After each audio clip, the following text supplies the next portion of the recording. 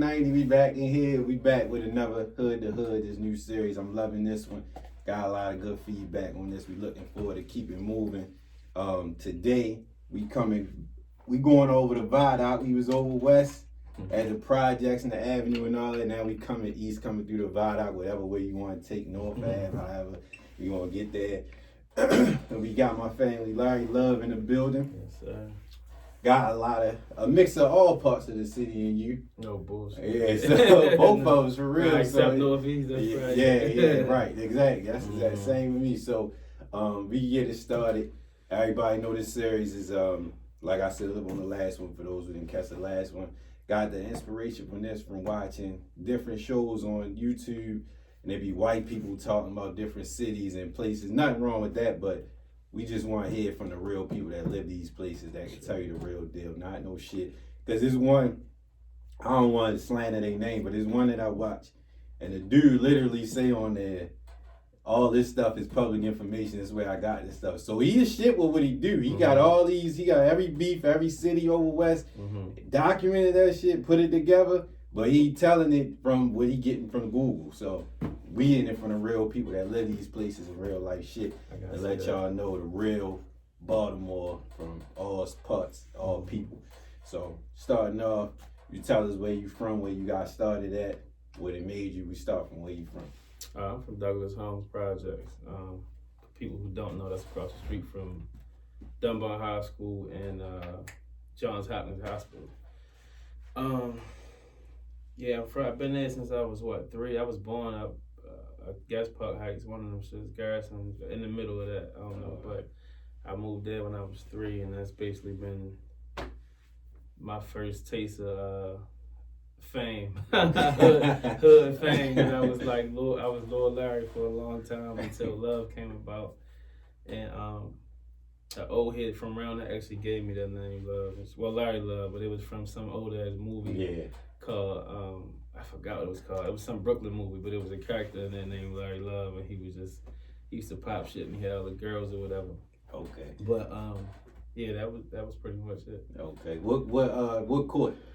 I'm from Bethel Court, so I'm right behind the Popeyes. Like right. My house was literally a row of houses, then it was mine. So like, I look out my back window, I could see the whole downtown from my back window. So for the people who don't like, when Pooh Man was talking about coming from the project, and I think everybody else who, they got a whole, like when you hear from the projects, they already got an image, they already think something off top. Just offhand, that even though it's not a look, you say you don't look like from the project. I know you got that a lot. Man, I still get it to this day. They don't even think I'm from over. People think I'm from over what? Everybody always thought I was from West Baltimore because you know our bloodline is basically west and south for real. Right. I'm probably the only East Baltimore. Well, shit. Yeah, probably the only one, and the family for real that's from over east. But I don't think it's a look. It's more of a mentality than a look. I think a project person that's like the hood within the hood. So the mentality is a little different. Even the way it's structured, we got cuts, we got, like everything's blocked off and stuff like that. When you got blocks, it's kind of like everybody's set up. Yeah. You got up top. We had an up top and down bottom. We ain't call it that. It was like 3 parts. It was part 3, part 2, and part 1. In the projects. Okay. And mostly. Part 3 and part 2 was like all Douglas Home people. Part 1 was all Lafayette people. Once their projects got knocked down, all of them moved. Pretty much a lot of them moved up there, or they hung up there. They got their money and shit up there. But for the most part, we coexist. It's like over east. I don't know if it might be the same over west, but over east is like each project is next to each other is kind of like cousins. So it's like Perkins. Douglas Home, Lafayette, Perkins, Flag House, Somerset Extensions, Lester Moore, and all them, Latrobe, you feel me? Latrobe. But Latrobe and Chapel was real tight too, though. So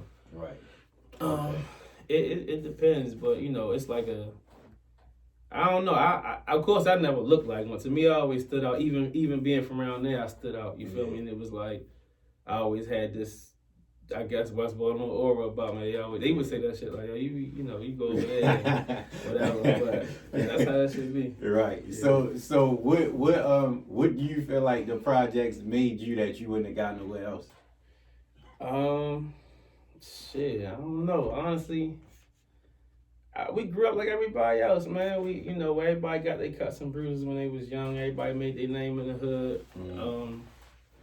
You had to fight a lot and all that kind of shit. That was really me, but it made me resilient based on my experiences of being like even though I was from there, I was kind of like an outsider because I wasn't into what everybody else was into. Right. So I'm a nigga who in the fashion, whatever. Still went through the same experiences, tried the drug thing, all that, selling it, not using it, but all that. I had the same experiences, but I was just like, this shit ain't for me. You feel me? So I always knew how to hustle. So with me, I had not as much money, but I had enough money for that time based on what my friends had, and I still had the chicks anyway. So I was like, I ain't no need to do that. Yeah, I was like, I'm cool. I'm cooler than y'all with the shit I'm doing. You know what I mean? Yeah. So it was like, it wasn't enough for me to be like, oh, I want to do it like this person and go this route. For me, it was just like, all right, that shit cool, but I'm still making this money. Like, y'all barely making it, you know what I mean? That's my niggas, I love them. But it was like, it wasn't happening the way it was like, oh, all right. So I'm like, well, shit. And then once I got over West,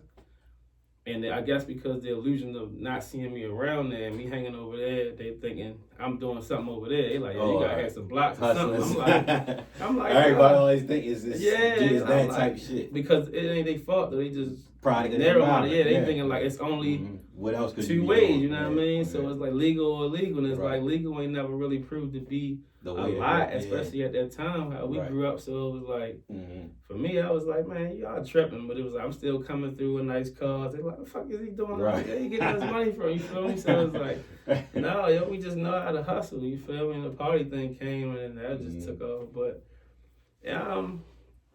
for the most part, it just made me resilient. Fucking like, it make you tougher, obviously. But I learned all that shit. Like me being older now, and I'm looking at everybody, and it's like now you can tell even more now than back then when a person is trying to be tough and a person actually is tough. Yeah. But I feel like the common denominator with all that shit was everybody tough because everybody tried to be tough because something happened to them when they was younger. You was bullied, you was fucking molested, you was, you know what I mean, anything. So it's like people don't speak on it. Something made you like, I'm gonna be this way so that this shit never happened to me again. You feel me? And it was like, for me, I never felt the need to be like, I gotta be this super macho nigga. Like, I'm gonna show you if I need to, but I'm gonna keep it cool, you know what I mean? But as time progressed, you kind of learn like, all right, most of the stuff I learned was from the older guys that I watched. You know what I mean? They kind of gripped me up. Out of all my friends, they was like, yo, you the one that stand out. You coming with us. Kind of like fucking, that's one of my favorite movies, Bronx Tale. Okay. So like Little Sonny, they kept me like, yo, come on, you going with us to the basketball game, whatever. Keep me, you know what I mean? I'm driving in cars. From around your way? They from around my way, yeah. One of them, the two niggas I loved too most was the nigga Crockett. And Los that rap, King Los, his older brother, Short. They was like two, Short, yeah. So I looked up to them two, you feel me, like the most out of everybody in the neighborhood. But you had them and they crew who was actually from my neighborhood. Then you had Book and Leon and all, and they was hot boys. So all of them was like, it was kind of like, if I had to give a description, it was like in State Property 1 when you had Damon and crew who was like upscale, fly niggas, and you had the rough and wild niggas. Thugged out, you know what I mean? It was literally that, you feel me? So I always say that when I see that movie, like, that's these two motherfuckers. Okay. They both could coexist. They was younger, but they respected them, you feel me? But, so I took from all of them, because even some of them, like Leon, he was the one who was really like the leader. Both him and Book was leaders, but Book was the wild one. He was like, do anything. He was Rico for real. Okay. Book, Leon had like he was strong, you feel me? Like he had a strong mentality or whatever, and he knew how to look out for his people. All of them look out for people. So that's where I got it from. Like, the whole love thing really come from our family, but also them. Like, I watched Short and Crockett like take mothers out for Mother's Day. And all this fly shit. He'd buy his favorite chicks Tiffany bracelets. It was like cool shit, you know what I mean? So it was like, so it was like me watching that, and he wasn't no flashy nigga there, but it was like they all had their vices, so. Right. But that was, mainly a lot of things I learned from them. Yeah. I think I met Crockett before. The rest of them still around. I know Short still around. Yeah, all of Only one died. You know, it's crazy. All of them still here. That's what's up. That's the good. crazy part. That's you feel me? good, All them, most of them drive like trucks and stuff, but okay. The only one died was Gerald. Gerald got kidnapped or whatever, and Gerald was the one who really would keep me like, yo, come on, you going with us, whatever. But everybody looked up to them. It was like them two, then Gerald, then everybody else. You feel me? Because Gerald was younger. Gerald was younger. Gerald was real nice and hooping. He used to get fresh. Yeah, he was fly. I heard about him. I think Rick told me about him before. Yeah, Rick, they know. Okay, There go that hand-me-down moles, the original moles. You hear by the ball. It nigga wasn't but this tall. But he'd pop shit. And he was real nice and hooping. Yeah, with the dumb ball. But they kidnapped my man, killed him. I think I was in high school, and he was short cousin, so that was another thing. Like he was kind of. I hate to say it, but he was kind of easy to get to than short because they was sharp. You know what I mean? I don't know if it was for him or not. I'm just saying, you know how I move. But all of them is like the guys who was like, you the one. Like how everybody hood got that one person when they be like, look, you ain't fuck all that. You come on with us. Yeah. And, you know what I mean? So okay. That was me. You know what I mean? Got you. Okay. So did you when you was younger? Was you hanging around all of the surrounding neighborhoods like? Deaky Land and all that, like over there. And the other projects, you was fucking with all them? I was cool with a lot of Lafayette niggas, but they would come up. We used to have this thing where we would hoop, like each project would play. They hooped every Sunday, but it'd be kind of like a intramurals or like a tournament or whatever. And it was just for bragging rights for real, but sometimes people would bet money. But the older guys was doing it, then we started doing it for a minute, but we'll be playing like mostly Lafayette for real, because we all grew up together. So, like I said, all of us, we was like cousins. So we all would hang out or whatever. We'd have our beef sometime, but we all grew up cool or whatever. And they started hanging on part one. So it really was like, we all kind of family. We all one for real. Yeah. When we go over the bridge, we all together. Right, like, or hammerjacks like they were saying. Right. But by then I got around them niggas, but I knew niggas in every hood. I mean, not really. We ain't really rock with Perkins like that. Not that we didn't. I knew. I had some guys in Perkins I fuck with, but the majority of them, it was like we kind of had beef or whatever. Okay. When we was younger, but that shit was. About came and went. Yeah. About that. Okay. And Chadwick, I fuck with Chadwick. Okay. Yeah. So what would you? So all right, so like I said to them, we gonna get down the line, but what would you say, like, as growing up your area, what was like the hot thing to do, like some shit, the fun shit? Like I know the Dome was big at one point in time. So what's something like shit y'all used to do around your way? Like this is shit we do for fun type shit. We definitely did the Dome. It was called something. What was it called? Something under the lights, some shit. At nighttime when you go up there. Dome was definitely one. You had the games down in Mello Center.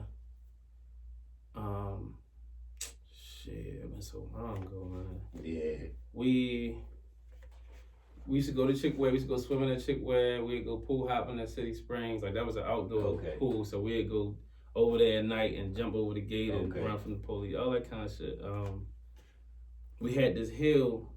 If you're familiar with like Fayette and between Broadway and Caroline Street, it's this real steep hill. When you stand on it, you can see the whole downtown. But we used to go down there. We used to ride. It's like a hill, so you can slide down there or whatever. So we'd have. You remember the power wheels? Yeah. We had knocked the engine out so it could move faster. Okay. But you had to be able to turn that motherfucker when you got to the end. You gonna get smacked by the car. Right.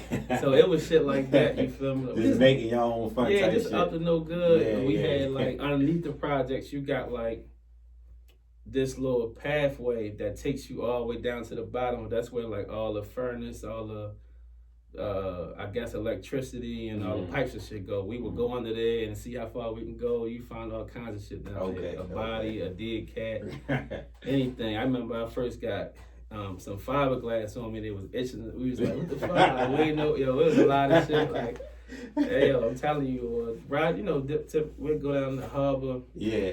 On 4th of July, we get to fighting down there. You kind of look forward to fighting and shit. Yeah, y'all could walk right down there. You feel me? Then it was like, a lot of that shit really was short-lived.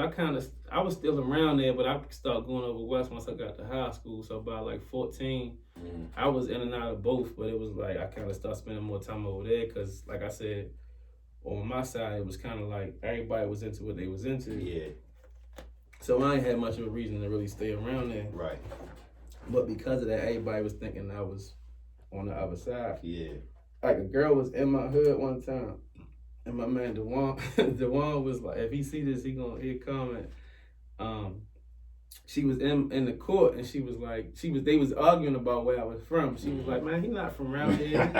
She like, that nigga, I think she said either Murphy Holmes or every one of them. She like, they like, man, that nigga's from around here. And I was walking to court. She like, man, he like, yo, come here. He like, man, she keep talking about you. Tell her where you from. I'm like, I'm from right where you stand at. So she was like, fuck no, you can't be from around here. Like, you gotta be from where. I'm like, no. She said, man, that's crazy. But how you felt about that when people said, hey, did it used to be like a buzz, it'd be annoying or something? No, honestly, I kind of knew it because I know like East Baltimore niggas is known for being like grimy and. Now I won't say dirty, but them niggas just ain't care about being fly. You feel me? But the crazy shit, I know a lot of niggas who from over east that was fly, but we went wherever we wanted. Right. They wouldn't know that they was from east. You feel me? Yeah, all of us just moved around, did what we wanted. Right. That's one thing I can say about a lot of East Baltimore niggas that I know. We would just go to other places. Like, man, we go where we want. We ain't. And I honestly got that shit from this nigga Buffy. I used to see him when he was younger. Buffy was from Lafayette, but he ended up getting killed. But he was everywhere. He had this like crazy ass like bot when he walked. He thought he was a real slick nigga. He remind me of Emilio Sparks. He looked like him. He like Emilio Sparks, but he had like a slick little bot with his shoulders. He thought he was slick with his hands and all that kind of shit. That's how Emilio carries so too. Like just like that. Yeah, he act just like him. I swear to God, he got killed a couple when he was younger. But I always remembered that. You feel me? But because I guess East Baltimore niggas got such a reputation, people be kind of hesitant to fuck with them, I guess. I'm speaking in general, you feel me? Just like, you know, y'all niggas grimy. West Baltimore niggas would really just kidnap you at the most, get some money up off you, send you on your way. And that's how the game go, you feel me? But that's what I was saying. And East look a little more grimier than West, for real. Yeah. So it's all, we all fucked up. Yeah, the whole city, they ain't no different for real. But so let me ask you this, and then I got a part I'm going to go into. So a lot of people, it's always if West Baltimore be like, I don't go over East, I don't fuck with East, like all that type of shit. Do you feel like, from me outside looking in, and I'm gonna tell you, I'm gonna go into why I'm saying this. Like you both said, we all sides, both sides of my family, I'm all sides. So I never looked at growing up. I never really knew the difference until I got older, because I was everywhere so much that I couldn't even differentiate the sides. So it was like, when I got old, it was like, all right, I get it, because I was being around more people. But do you feel like it's a difference between East and West, or is it all the same? No, it's a lot of differences, y'all. It's a lot of difference.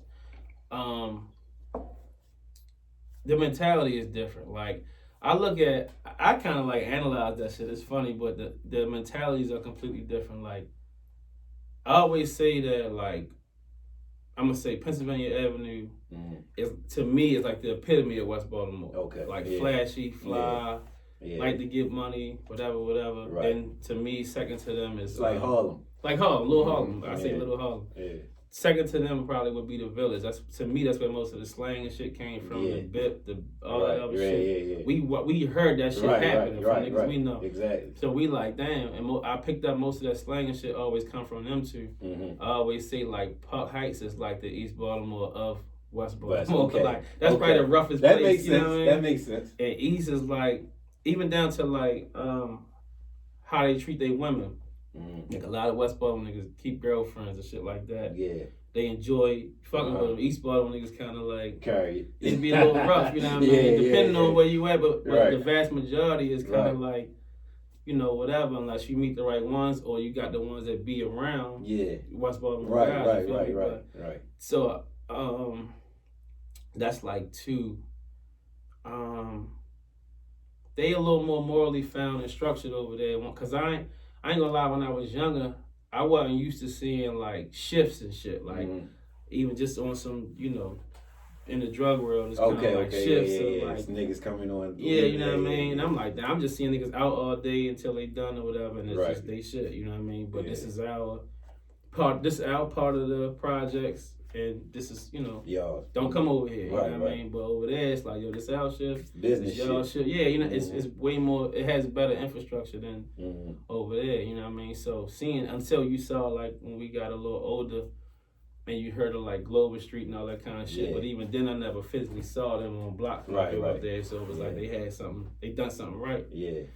But yeah, that, for the most part, it's a lot. The mentality is, and then I thought about it, like, how the fuck is it like this? Like, how are we this way and they that way? Like, and they ain't even far away from each other for real, to be honest. And they be like, I used to tell them niggas, they like, no, you be over west with them niggas. I'm like, yo, it really ain't that bad, bro. Like, we all the same. But them niggas that go, like, a lot of them niggas never left the hood to go nowhere until they went to jail to meet people. So and then they meet them, they like, oh, I know such and such from up here, whatever. And they start hanging with them. Now all of a sudden, everybody cool. You know what I mean? Like, I never got set, and I sit back and look like, look at this shit. But I be happy. Because it need to be like that. That's unity. Yeah, we need that, man. Yeah. Like, don't just.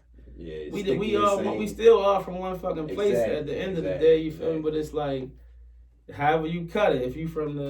If we from over east, when we go over west, we gotta sit together. If we from Baltimore, when we go out of town, we gotta sit together. You feel me? Like, so it's like, what difference do it make? I never really cared about that shit. People barely even hear me rap my hood. I'm like, if I tell you where I'm from and I'm by myself, what the fuck good is that gonna be to me? Like, I'm me. You gonna see me before you see them. Right. The only way, you know what I mean? Only way you're gonna be concerned with them is if you do something to me. And you know what I mean? That's some shit I always kept out the radar. I ain't never posting nobody that's gonna come to my rescue or nothing. It's like, we'll get there if we need to, but that ain't what you promote. I'm trying to change the narrative. Exactly. It can get like that if you want, but I don't be caring about that dumb shit. Like, That's too much stupidity. That shit over the jails and when niggas ain't got nothing to do. You feel me? Like, fuck all that. Exactly. Right. So I'm gonna jump back and get into how we got into all this, and this is gonna lead to the future. Okay. So I felt like I should have did this the first episode. I can't keep talking about everybody else where they from and all that without talking about me. So originally, I was telling somebody this the other day. So originally, I'm really from Mount Washington, up there, Northern Parkway, Jewtown, all that, Park Heights, all that. Okay. Like when I was born, the first place that I knew of I was living in was in my house in Mount Washington. My grandfather and Omar and Lauren lived up the street in the same area. So I was living there, went to school on Saratoga, this Catholic school, St. Alphonsus. That was all them people went to St. Francis. So I was going there, then I started going to Mount Washington Elementary. Mount Washington, all the people in Roland Park, Piley, Weston.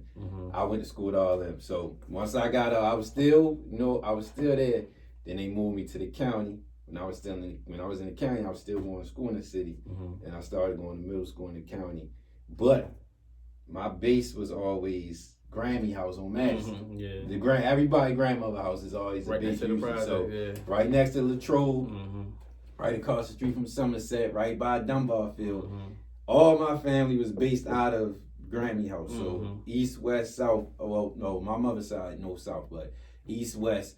Todd and Tiffany and Darrell, Ashley, they grew up in that house and everybody just came there. So I always was claiming east and said I was over east because that's where I was always at. But I got hella aunts and uncles all in West Baltimore. So I had my aunt Rosie lived on Baltimore Street. Chucky was up Park Heights. I was up there with him. I was down there. I got my grandmother's father lived on Mount Holly up the village, so that's why I originally started in the village. My grandmother's side is from the village. Well, no, she's from Sandtown. Grammy from Sandtown. Her family moved to the village on Mount Holly, so part of me is there. Part of me is on Madison. Where else was we at? Then when me and you come in, my father's side, Cherry Hill, that's in South Baltimore. Your father, my father, all them, my grandmother Thelma, my great grandmother Roy, all them, Cherry Hill. And you know everybody, the Davis family. Everybody from Cherry Hill know everybody in Cherry Hill, so they know everybody. But my father went west quick. Yeah, that's he dipped quick, but that's always his foundation. So I always just say I'm from everywhere because I got melting pot. I'm just from Baltimore. Period. That's cool. Yeah. So I'm from Baltimore. Period. Spent a lot of time in the county, a lot of time east, a lot of time west, south, all that. So the best part is you truthful about it. Like exactly. Yeah. Like, for a long time I wasn't though. I wouldn't. But you know that's why. But you know why though? It made sense though because it was like everybody. The older you get, you recognize. Like, exactly. I met some tough ass, real like county guys. Yeah. And I was like, damn, these niggas. Even some of my family members, I'm like, they grew up like, what's that area?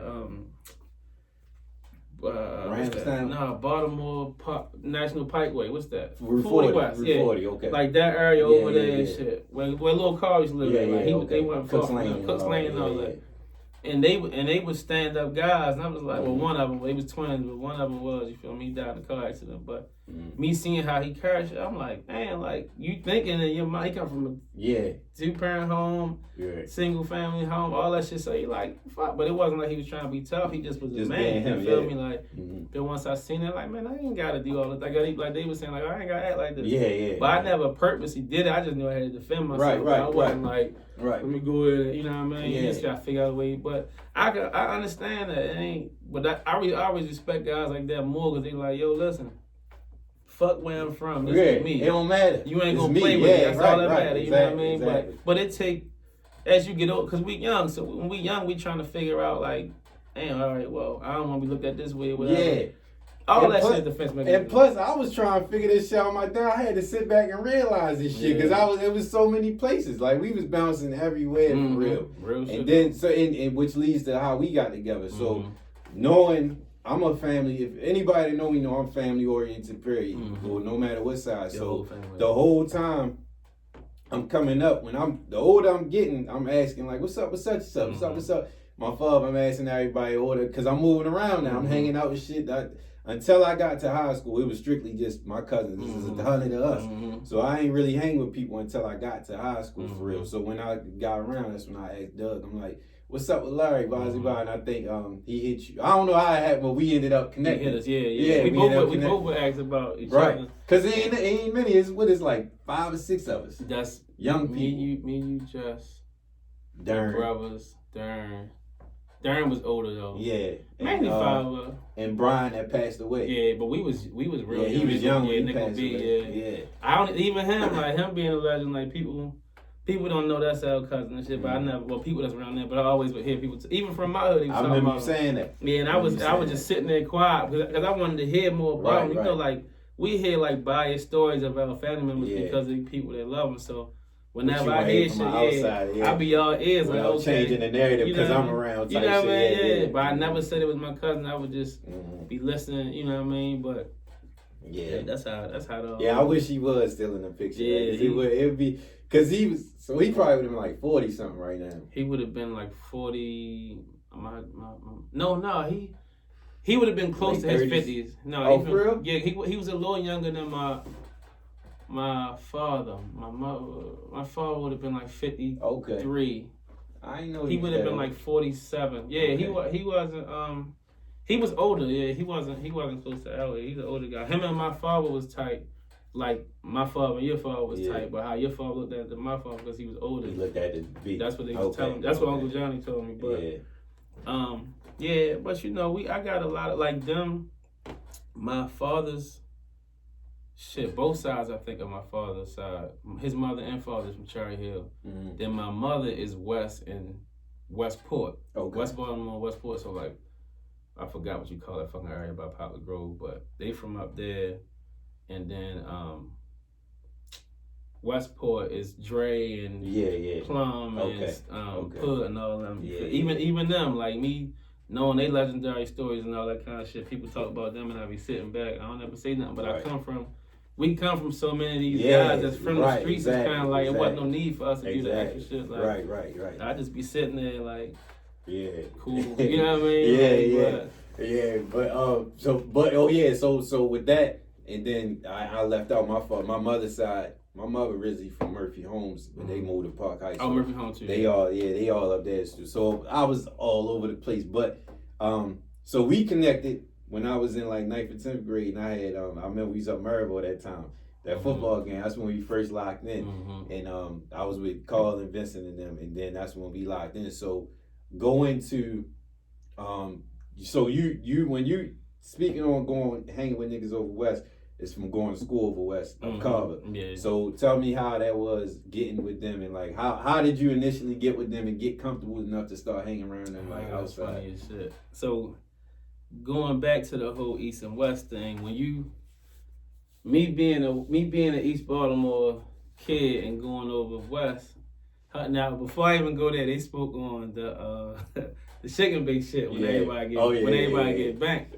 So I got banked one time up there, and I was with it was like 12 of us, but it was only 6 of us together.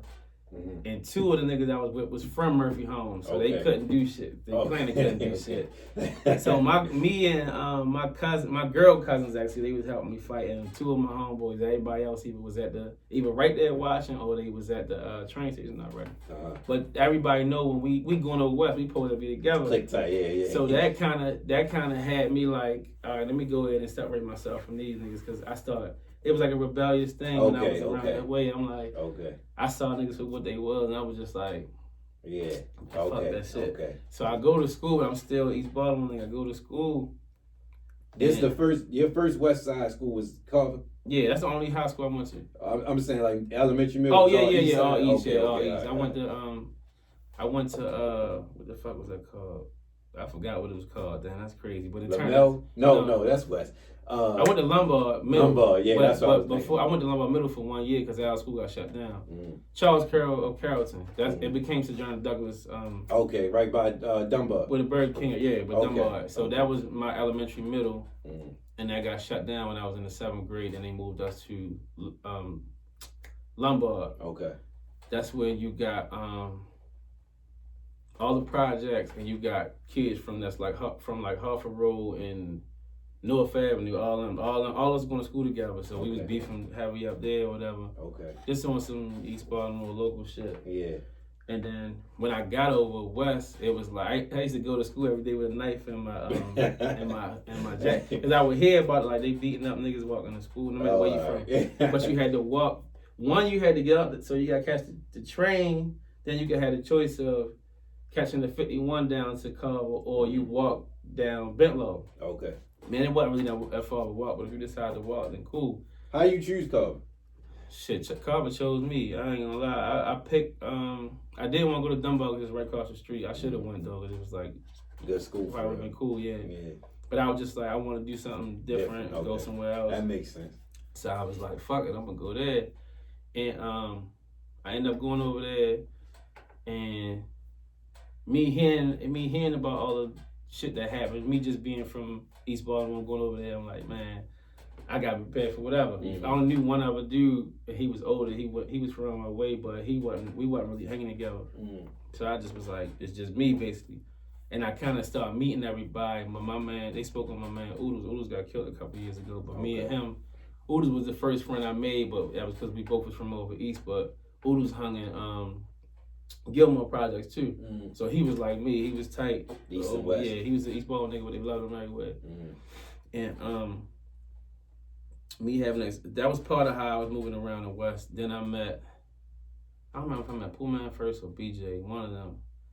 But all them niggas played football together, so all them knew each other. But the crazy shit is I met Pooh. I was about to fight Pooh Man. That's how I met him. So the nigga like kept staring at me, and I'm like, what the fuck is you staring at? I'm like, what the fuck is you staring at? So he looked at me and he started laughing. He like, you know how he do that dumb ass smirk and shit, like, this nigga crazy.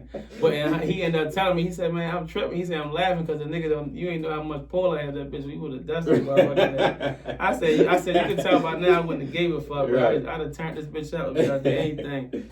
And cause I come back home, niggas like, yo, you good over there? You just come over there, whatever. So I'm like, man, we cool. But I wasn't really having no problems. The problems I had, I dealt with. I ain't never had to bring over. Or by then, I had all of them was my homies. I met them. I met a couple niggas, and I somehow became like, they looked at me as, I guess, the leader and shit. I don't know, but and I was from over east, but they, Right. you know, all them was West Baltimore, West but it was Baltimore, just, I guess, just the type of nigga I was or whatever. They was like, they'd be like, man, nah, nigga, you ain't from over east, you West Baltimore, nigga. I was like, yo, y'all better go ahead with that shit. But I always stood on my shit, like, yeah. I'm from over east, you feel Right. me? But, and it was like, that was shit they would like pick with me about. I used to laugh at that shit, but that's me and him met, like, fighting, and I got to hanging down there, down the avenue with them. Well, in Brandon Hood, but with Pooh Man, because Okay. they was hanging around, because they shit is Off literally the like, avenue. yeah, L&D. It's literally like right here in the projects right here. But they would be hanging over there because Sid lived over there. So it was like they would be, you know, hanging out and shit. So I got cool with all them from school. So I was like, man, I like how these niggas roll. We got to fighting one time and I seen how they was with a nigga. And that around my way, I wasn't really feeling that from them. So I was like, man, I like how these niggas carry themselves. Unity. Yeah, you know what I mean? And that's another thing with West Baltimore. Niggas more unified and they really like, brotherhood is like a thing to them, you feel me? Outside of the gang shit, but it's like literally, that's how they got each other back, or at least from what I know, that's how they raised, you know what I mean? Look, each one, teach one for real, look out for each other, but so me seeing how they move, I'm like, I like the way these niggas carry themselves.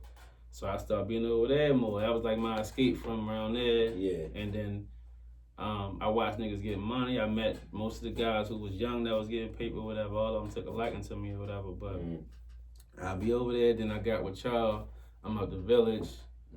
Fucking, they was the main two areas for real. But I would always be in one of them two areas. Right. So it was like, but I knew people everywhere, you feel me? So it was like, I was a nigga who, when Hammerjacks going on, because they ain't really break it down, like when Hammerjacks was a thing, it was like when you walk in, it was the main, it was like miscellaneous. When you went to the right, it was all West Baltimore. Over top of them was East, Northeast. And this side was just whoever. But it was like, you knew, on South, I'm sorry, and you knew who was who. Right. And you would come in that bitch and you got your razor in your mouth. I heard my old niggas, them niggas got razors in their mouth, who wore long tees and fucking. So I'm like, I learned all that shit early, you feel me? So I didn't see the wildest shit in there, you feel me? But it was like when you seen the West Baltimore dudes coming through and they'd be like, that little chant, whatever the fuck they used to say, we wouldn't be feeling it. Well, they wouldn't be feeling that shit because I'm in the mix of everything. But it's like they'd get into it. One of the niggas I had at home. I won't say his name, but he was he was in there one time and them niggas came through. One of them came through and he had his razor, so he was dancing, but he was hitting them with the razor as he was dancing. But they don't, you know, a razor cut. You don't know, you don't feel it at the moment. The nigga just looked up and was like, "What the fuck?" And he's like, "Yo," and he's feeling his face. I'm like, "That's crazy." This shit zipping open. So I seen so much wild shit from being down there, but it was like segregated. Like that was a hell of an experience. When I used to go down there, like I was telling them, I was going with the village niggas, with Day and them, when I was hanging around Day, and I was younger. Like when I first started going, I was with Day. I was like 14 when I was going in there with them. They was like, them niggas was wild. Yeah, they was in their 20s, early 20s. I was like 14, 15. That was me so too. When I went down there with them, we was always upstairs, and I was hanging with them, and they I remember like when we started going out, I started remembering faces that I seen in there, and I was like, when I would walk from Grammy House sometime, like when they was doing the Sunday shit. I remember one time it was a Sunday shit. 17 and older. Yeah, and it was just the bottom floor, and it was phony. I remember exactly that day because I had on a C-Note set. I walked down there from there, and I met them down there, and it was cool. But that was a hell of an experience, man. It was a lot of shit going down there. I went down there. I don't know if we did go down there together. But that was like the tail end. When we got together, it was like, shit, honestly, that was still a little before y'all. We was going to the meet. Yeah, I never went in the meet, but I went down there. Like I was always outside. That shit, that was another thing. That was y'all shit. You Pooh Man and Blood BJ was always in there. I almost died twice down there, bitch, like literally being shot at because of somebody else. Well, one of them it was us, but somebody else shit. Yeah. I'm like, yo, that shit was crazy. But but by then it was kind of like you couldn't segregate there. It was one, it was the South Baltimore area, and two, it was just like it was one room. You feel me? So it was like I always heard about how they go. Yeah, but that shit was like we was everywhere. When we got together, we was like I can't even really say. Cause it was like I know that's when the whole like 3-letter shit started. And it was like but what I noticed about that, it was like the common thread was at least the fly niggas who was the 3-letter shit. It was all like the slickest niggas from different hoods. Yeah. That all got together and just hung out. You feel me? So or the most popular. Definitely. And because we definitely had a ton of everybody with us. It was at least like I'm gonna say 50 of us. Yeah, and then there was niggas that brought other niggas with them, and it's like niggas that took off. Like now, it's like they doing their own thing type shit. But they came through us. Yeah, they definitely they gotta give it to us because they definitely, it was niggas that, a lot of niggas that was around us didn't really go out until they got around us, or seen shit until they got around us type shit. Yeah, so they saw how we was moving. Yeah, just having fun though. It wasn't even it wasn't even about nothing. It just was living, we was chilling and just getting fly, fucking with the bras. You feel me? Having a good time. But that was interesting. It was a good time. That was a time where fun was the thing though. Like, that was the last of it. Yeah, I ain't gonna lie. It ain't like it used to be. Nah, bro. not like, at all. This shit now is like, this is the twilight zone. I don't know what the fuck. I guess because we getting older, I don't know. It's just the time change or what. Now it's laughing, but it's just like it's shifted because everything was fun. We never did nothing with no motive but to have fun. Exactly. Like house parties, bitches having parties, birthday parties, and then when we jumped in the party game, like. Your pool party, that first one was one of the most memorable joints ever. Like I literally remember niggas beefing outside of the party, like a lot. Like remember we grade. It was some girls. I forgot who the girls was, yo. But we was ready to fight, trying to protect them, and all them niggas had knives in their hand. At your party? Yeah, remember at the end, shit. There was so much going on at the end, man. Bro. I remember two niggas, I don't want to say their name, but I remember two niggas was arguing at the party. I remember watching them. And I was like, these some bluffing ass niggas. They kept screaming at each other. You can see through niggas. Yeah, they just kept yelling, but we had a ball though. Like, and then I guess we could go into that. So that time, I guess this is like hood to hood. We going to different hoods and different neighborhoods and different places. So, what would you say would be like at this point in time? Like going in that point in time when I got older and I was hanging around everybody. Like I said, from my point of view, I didn't really see no difference. Like I could tell the difference with people, but I couldn't really tell the difference from areas because I was so around all the areas. So, but I just started to notice like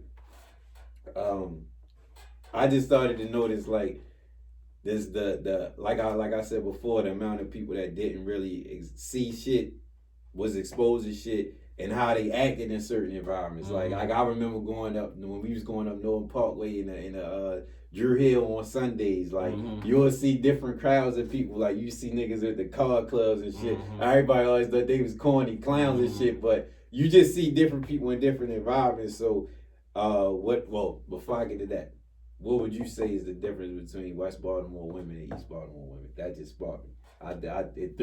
It threw me as I was thinking. What would you say is the difference? Because we talked about niggas, so what would you say? Damn, I don't know. I never Is it a difference, you think? I don't think so. I'm gonna say, because the crazy shit is, like, I really ain't even, like, I had some West Baltimore chicks, but that was when East Baltimore chicks, but that was when I was younger. Most of them West. I mostly had, like, either county, West, Northeast or West Baltimore chicks. Northeast always had the girls. Northeast always had the baddest bros. Always. They had the good upbringing. But all of them, like Northeast and like West County, they all kind of wanted like a taste of that city life. So I used to have them coming out of projects. Be amazed. But I was amazed though when I got around y'all. I started seeing what like where we from, a dummy look like a dummy, or a lemon look like a lemon. Like these bad dummies. These bitches bad. I'm like, nigga, like I'm coming up New Town, like nigga, if they came around my way, you know how many niggas would cover? Man, like, what? Man, I regret the way I didn't press up a lot of shit that I didn't. Man, I was thinking, I was like, my whole ideology of women now is like, yo, back in the day, I was just I was chilling too hard. I was chilling too hard. But, yeah. shit, But niggas just got that nature. Yeah, he did. I did my thing I mean, too, you but did, we all had them. but it's just like I could have been going so much harder when I was thinking about like. Man, y'all had some it's definitely a whole different world. But I would say, shit, I don't know. I don't really think it's no difference, honestly, because the way women kind of see themselves, they don't really have to prove much. It was a lot of fly ass women in West Baltimore, you feel me? But in West and Northeast, you feel me? But it was like East mostly.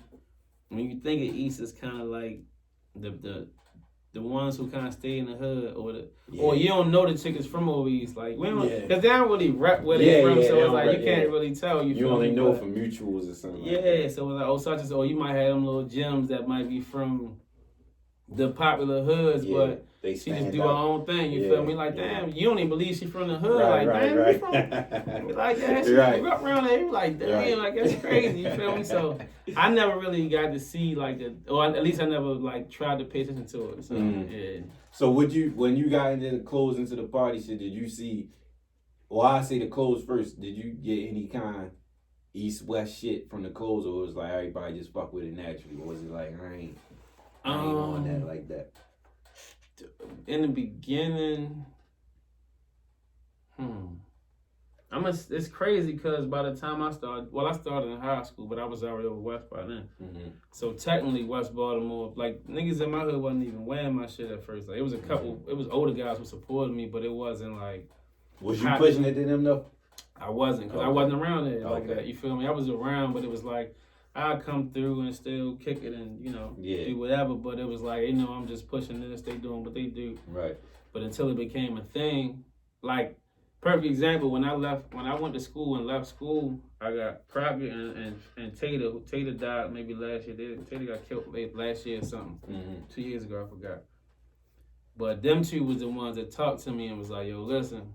You talking about Tater from Safe Street? Yeah, Fat Tater. He from Lafayette Project. Yeah. Bodie people, yeah, nephew. So they talked to me and was like, yo, look, we want you to go back to school, whatever. I'm like, man, listen, I got a plan. I ain't trying none of that shit. They like, man, for real. But they only knew two ways, the streets or school. They want you to get, I got you. So Tater was like, for a minute, he was, before the Safe Street stuff, or it was like the beginning, but he was like doing Uber and shit. Yo pulled me out one day and was like, yo, I owe you an apology. I'm like, for what? He like, I didn't think he was gonna do it. He said, I'm being real with you. I'm telling you. He said, but it's not about you, which is where my mindset was. But he was mature enough to say that. He was like, everywhere I fucking turn, everybody got this shit on. You know what I mean? He was like, so I feel like I owe you an apology or whatever. Talk to me about it and shit. I was like, damn, that's crazy. And I completely forgot about it because I was so tunnel driven. Like, man, look, I don't care. I'm gonna make this shit happen. Right. As I did, but I forgot where I was going with that shit, but you were saying that you was doing it over West, but the East. Baltimore. Oh yeah. So it was like that was my point of like them really not really knowing until how it was going. Then they seen everybody else with it and was like, damn, yo, we coming up to school. Or their shit was like, yo, man, we need to bring us something down here. I'm like, nigga, I got a whole store. What the fuck I'm gonna bring y'all something? They used to be having shit out the trunk. I'm like, yo, them days over. You feel me? Like, but so it was like that. But initially it was like the area you was from, you wore that. So you was from just basically the whole West Baltimore wore same modes. You had East Baltimore. It was mainly same modes and motions at the time. That was like the most prevalent, and then acoustics and all that kind of shit. But I used to see it that way. So my goal was to like change that shit. Like, yo, just rock what you like, but it start with us who make it. Like, yo, look, we all gotta be like, look, fuck all that. Everybody deserve to wear whatever the fuck they want. You know what I mean? Where you from. But initially, I got way more support from West Baltimore with everything, honestly. But it was just because I started being over there. You feel me? And then everybody else, came on board or whatever. But that's how that shit was for me. The party shit. The niggas how was they feeling about the party shit? They was at the party. Okay. They was at the party. But it was like a thing, because it was like a mutual thing. Like the women there, so they like, yo, we coming. We know we doing the parties, so they coming over there. They come over here in Park Heights.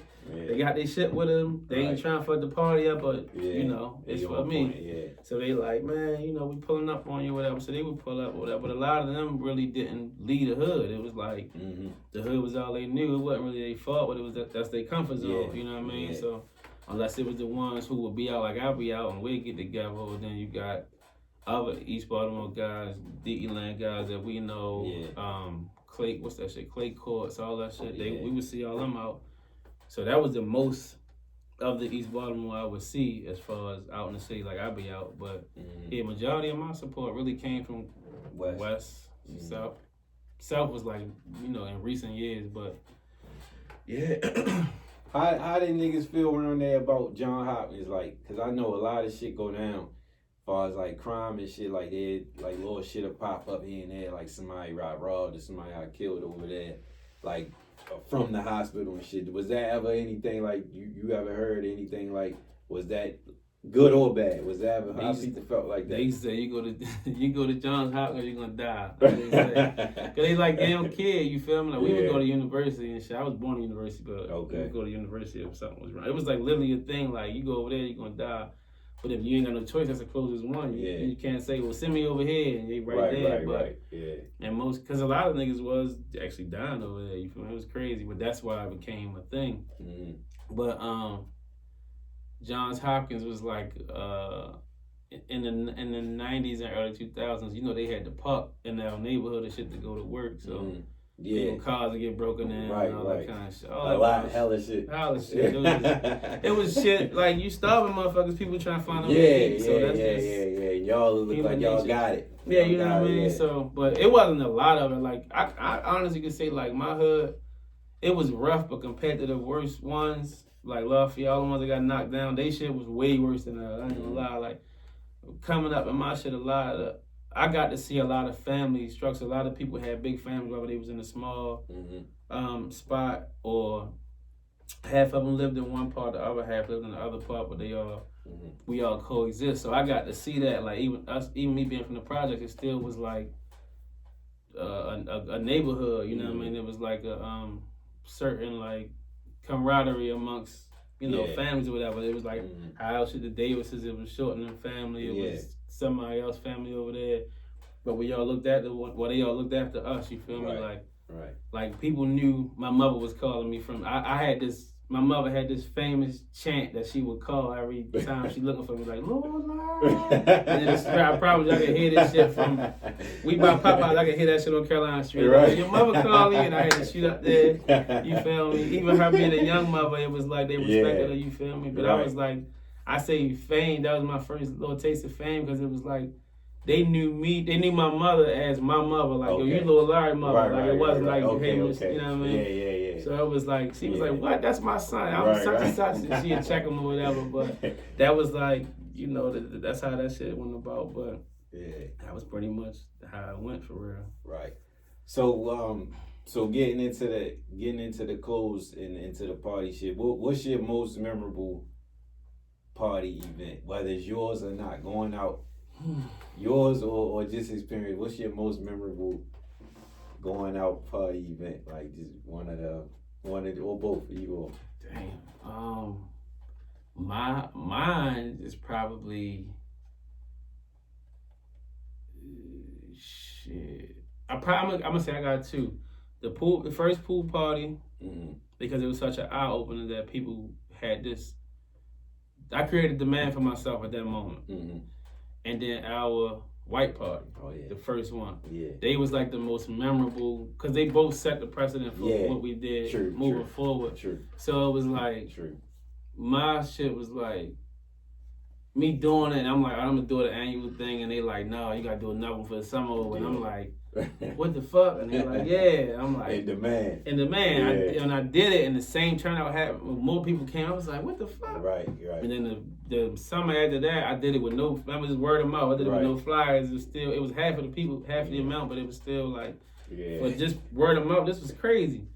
So seeing that and how that snowballed, and then our shit because. One, we went through so much to get there. Like, remember we thought that Velvet Rope was like obsolete. Like, we can't, ain't no way. Right. And we calling around, and I'm like, man, fuck that. Like, bitch. all they can say is no. Right. You know what I mean? And we walked in there with our heads held high. We did them a favor. You feel me? Looking for us? We turned everything around. Yeah. And it was like, and I was like, yo, we kind of wasn't really pleased with the outcome.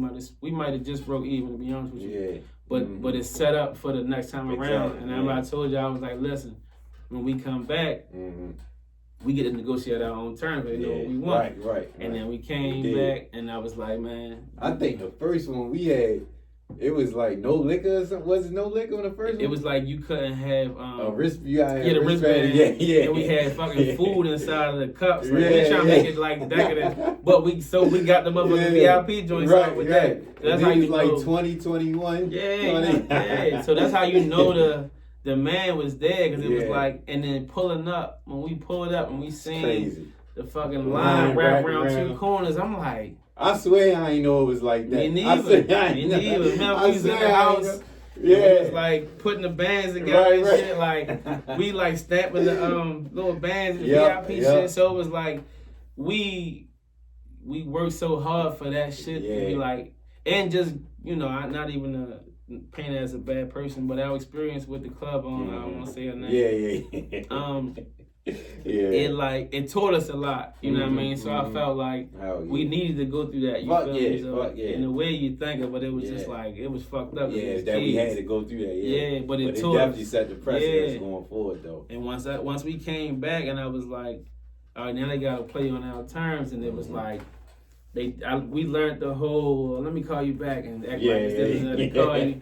Like, they gonna go for it, just chill. And I'm I don't know. Like, I'm telling you, we got this shit. Yeah. And we did it.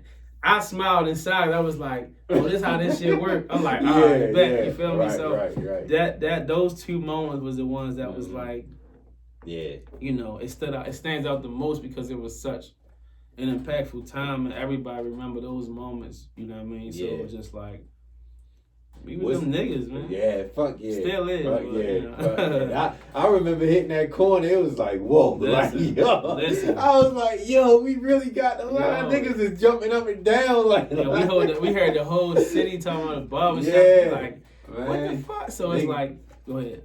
No, go ahead. But that was like the beauty of like, that was the time. That was also, you know, pointing to the episode. It brought the whole city together. You know what I mean? So we like, man, we got people from everywhere here. 100%. That lets you know, like, yo, it's cool, but we all want to do the same things. We are really from the same place. You know, young niggas too. We was the first young niggas to do shit like that. And I don't think it was no beefs or nothing that night. If I recall, everything was ain't nobody get into nothing that night. I think majority of our joints, we never had no beef. If we had beef, it was our beef. Like, it was, and even then, it ain't happening there. It was like, we always understood the bigger picture. Like, we got business to take care of, but we'll deal with that shit when we come out. Right. And I always say, I said on the, I can't remember what episode it was, but I always say, like, that's one thing that I was saying this on, he did a spaces on Twitter like a few weeks ago. I was saying with the podcast shit, that's one thing, like, cause when we was doing that party shit, I always looked at it like a hustle. It was just quick money, but I never carried it like it was a business. And I said on the space, I was like, that's one thing. I always tip my hat to you because you kept going. You took it business wise because I really just looked at, this. I know I'm gonna get 3,000. I'm gonna get 1,000 from this. Stash that, whatever. But the question that came up on the space was about so I ain't gonna say who said it, but it was about like, how do you feel about podcasts getting corny? And I was like, you know, my whole thing was, I had an idea for this, and I knew the way that it came was that I needed to do it because I had everything played out. My first 8 to 10 episodes I had before I started this, and everything just kept working. So I said, I know from the experience with the party shit, because I let it go. It was a great idea that died down, and a part of that was that shit got oversaturated, and it started to get corny, and I was like, this shit, everybody jumping out here, but you kept pushing. You never stopped. You kept pushing. And I felt back. And I said on the joint, I was like, you know, this is something this is getting corny. A lot of corny shit is coming from this, but I know my purpose. and I can't let because of what somebody else doing deter me from what I know my plan is with this. Yeah. And my plan is to get this to the biggest possible ever, but more so to put light on this city. And that's why I'm doing series like this, to know this is what comes from this. We talk about a bunch of positive shit just now from hoods. Yeah, right. Pooh and them talked about positive shit and the bad shit that turned them positive. So it's just about putting a better look on the shit that we going through, and this is something, another tool that I'm just using to and I'm the what I went through with the party shit is what makes me not give up on this shit and keep pushing for real. Yeah. So that's what I was saying, like just stay on. I guess I say that to say just to stay on the path, and like I said, I tip my hat to you because you kept going, because all them people died off. Yeah, you did. Only a few of them kept going with the party shit, and we just like we dibbled. Of course, like I dibbled and dabbed here and there, but I fell back. But you just kept going, and you made it like a real business. Like this is what it is, type shit. But that, for the same reason that you're choosing to continue the podcast thing, no matter what's going on, was the same reason with the party shit. It's like, all right, every market gonna get oversaturated if it works. It's a fact. You feel me? So it's like the clothes too. Just the like clothes, you could have stopped with the clothes. Yeah, I done seen 100. They Everybody, sneak this me right. and everything, and they gone. It was like me knowing that. The main reason was I wasn't doing the shit for nobody else but myself, something I truly enjoy, like you do, you feel me? So that's what makes it, people can tell the difference of when it's not corny. It don't get corny because everybody doing what everybody else doing, because what everybody else doing is it works, you feel me? So, or they feel like it's gonna work for them. So you hearing the same topics and shit, the same battle of the sexes and all that kind of shit, which is still cool, but you gotta find a happy medium with that shit, but everybody can still coexist. Like it's podcasts about different shit, and it's a market for everything. You know and that's what I said. That's what I was saying, because I was trying not to say it, but Jay Jeezy be on her shit. She started it. She was saying because of them two dudes that was talking that them two clowns that was talking bad about the girls. Fitness, and he was talking about how she was talking about how that got that whole shit changed the whole narrative of it, which was true. Like, but see that it really didn't cut you off. It really didn't. It's just that just drove everybody focus to that. True, that's the whole purpose of clickbait and them taking certain parts. So you know how marketing works. So it became like, oh, this is a thing, and if the vast majority of the listeners care more about that content than everything else, that's gonna get more attention. But the people who still enjoy listening to your shit, that's what you're doing it for. The people who still enjoy wearing this would be like, yo, what you doing, man? Step your shit up. Like, we here. So you can't always be like, yo, focus on who cares, and basically who cares instead of who don't. That's all that matters. Who counting on you versus who counted you out. You know what I mean? So big fact. So it's like it's a market for everything. Your market may not be as big as everybody else's, but it's a market that exists. And if maybe just enough listeners haven't tapped into your market yet, but once they realize, I'm speaking in general, but once they realize that, then you too have a platform that you can utilize. Like, yo, this is what we on over here. Exactly. You know what I mean? So I always look at that shit that way. Like, everybody gonna come and go, but it's a reason you can come to my event, and you can come to my event at the same venue as 3 other guys that got another night there. Different experience. And you still feel like it ain't this though. It's something about it. You know what I mean? Something about this. So that's what always kept me going. That's you know what I mean? But that's how that shit goes. So keep doing it. Everybody who doing something and they love it, keep doing it. It's gonna keep you going. Keep rocking. Don't stop that shit, cause and I was also saying on that because it's an easy way to because that was a big part of why I was hesitant to do it a little bit, because I don't really like to be. I like to play the background. So it's like I don't really want to be the front, but it's like I got to. If something keep coming, I know eventually later down the line I'm gonna be like, I regret that I didn't do it because it was an idea that I had. And anybody else that got something like that.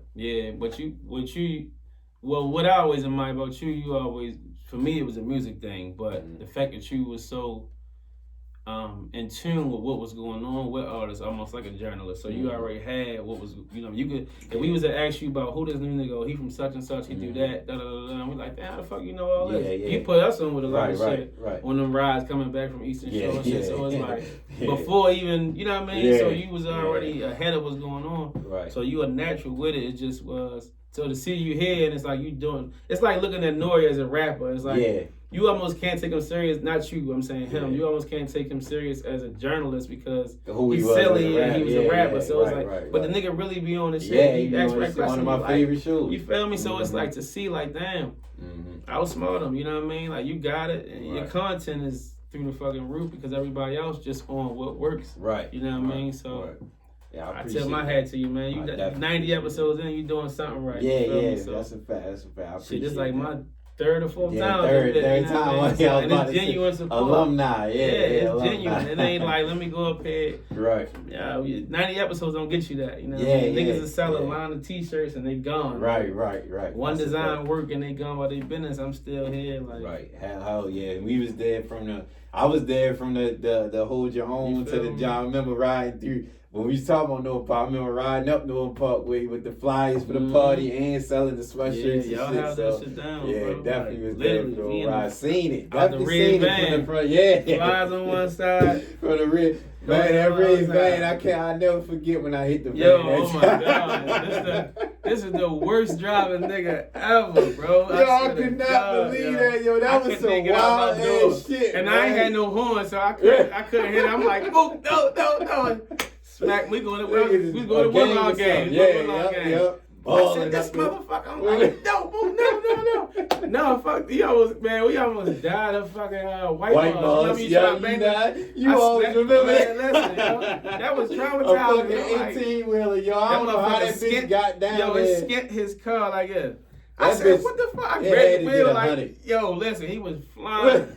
I said, yo, boy, what the fuck? And he like, I ain't see it. You in the middle of the road, man. I grabbed that motherfucking wheels up. Boy, what you doing? He like, yo, I ain't see it. Like, my driving record was terrible. Listen, boy, I know you. Definitely I'm surprised your shit ain't even like got taken from you. I done dropped my license and I done got suspended. Yeah. I done got put off my insurance, all that shit. I went through shit. I'm alright now though. I'm good the now. latest shit seem like it's still in good condition. Yeah. But I'm gonna tighten up even more though, cause I'm anyway. You got it. So like I asked them the last one, so we get hit. It don't even gotta be from a different area, different neighborhood, whoever, anybody you think will be a good person to come away and just talk about growing up or their area or whatever. It don't gotta be a different area from you. Anybody. Who would you recommend? I'm trying to think of somebody that's like, or both. What area do you think? What area would you like to hear somebody from to talk about? Shit. I think that it's something to be discussed about, like, well, everybody kind of know that, like the whole up top and down bottom thing. But I noticed most hoods got that. You feel me? But a lot of them could tell you individually. I feel like I would want to hear from, like, honestly, a lot of South Baltimore people. We don't hear much about them. You feel me? I think everybody see that. Real shit. Because we don't hear much about them, and we know who prominent figures. You feel me? Right. But I would reach out to them. I would reach out to them like our age and then younger. Okay. I think. Oh, you know what? I would want to hear from Dre. Why Dre? Because Dre from like Southwest Baltimore. Okay. And we don't like Washington Boulevard and shit like that. Okay. We don't hear much about them, so I think he would be cool. And then Gary being his brother. Okay. That'd be a good little. He from Park Heights, so that's a good segue. Yeah. I like that. Okay. I would say them. I would say them, and then like South, maybe Reggie. That's what Boom Man sent me. Yeah, Reggie Holmes. So what's my man name? Be with him. Pee-wee. He sent me both of them too. Oh, so I gotta do that then. Because them niggas is like, you know. Well known. Yeah. Okay. Then you got little Taz and them. What's his name? YMC Taz. Okay. Rapper kid. That's that. I'm gonna go with that then because y'all both said that. Yeah, I think that. Yeah, they reached out to them too. So. But I think we never, because everybody kind of put South on the back burner, not purposely, but it's like they like Baton Rouge, like they like on the, you know what I mean? They on the island. Yeah, but they really got shit going. A lot of, you know what's funny? You asked me about the women earlier. A lot of South Baltimore women really been doing their thing for years, like. Okay. And I started realizing like all the ones that was coming out there. I'm like, damn, South Baltimore women. Yeah, like, that is true. That is true. Like I know a good 5. I'm like, damn, true. like they really doing their thing. Tasha, one of them. Tasha, Brittany, siblings, Brittany. Brittany, yep. Fucking, what's her name? Shit, I just got my meal prep from Brittany yesterday. Me too, yeah. I get them every week. Definitely banging. It's a lot of them that really, I'm like, damn, I ain't even, what's her name? Shatira from Cherry Hill. Oh, yep. You feel That's me? the Like, cousin. Yep. Yeah, a lot of them, I'm like, damn, people wouldn't even know. I'm like, and they be like, Cherry Hill, this, that. I mean, not Cherry Hill, well, just down there, period, South Baltimore. I'm like, no, they really got a lot of shit rocking, but. And they got a lot of gyms. They got gyms down there, too. Yeah. Women. It seemed like, that's what I'm saying. But it seemed like a lot of, lookers. like, honestly, in my opinion, I think most of Baltimore's foundation come from South. Like the South states, and then they come in. Well, a lot of our families came in through the South, and they moved west and east. Yeah, Carolina. That's why I always tell people, like, we come from North and South Carolina, and then Cherry Hill and Westport. Then we migrate out to West. Yeah, mainly West. South. Yeah, Roy ran up here from South. He bought it up here, laid the foundation. Here where all of us is right now. Rest in peace, Roy. Rest in peace, Roy. One of the most serious guys in the world, man. Good dude. Morally found. That's a man right there. That's where we get our shit. That's what Doug always say. That's what raised me. That's a man. Yeah, he told me the same thing. Yeah, real shit. I miss Roy. That's all he said. Stutter with G. When he got something to say, you can hear him clearly. With that mug. The toothpick in the mug. That's where we get it from. I always look mean and I get it around. Then it's like, that's why I was like, my grandfather, they from down Westport, but he was in Murphy Homes and all that kind of shit. My mother's father, so then my grandfather on your side, so it was like I got all them in me. South, South got something to say, like Outkast. Real shit. He definitely gotta get the South on here though. But in closing, appreciate you coming on here saying that. Anytime, and we definitely got part 2 of the Hood series, and part 3. Hopefully we get South Baltimore on here. If not, we doing get them on here at some point. Please check out Huey Brand. Check out the store. Check out the IG page, the Twitter, all that. Check it out. Check out the brunch. I got a brunch Sunday. This Sunday at the Saturday Morning Cafe. Be on the lookout for that. Come through. Get some free food, free drinks, all that.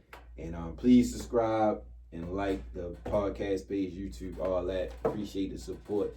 And keep watching. Check us out. And we out. We need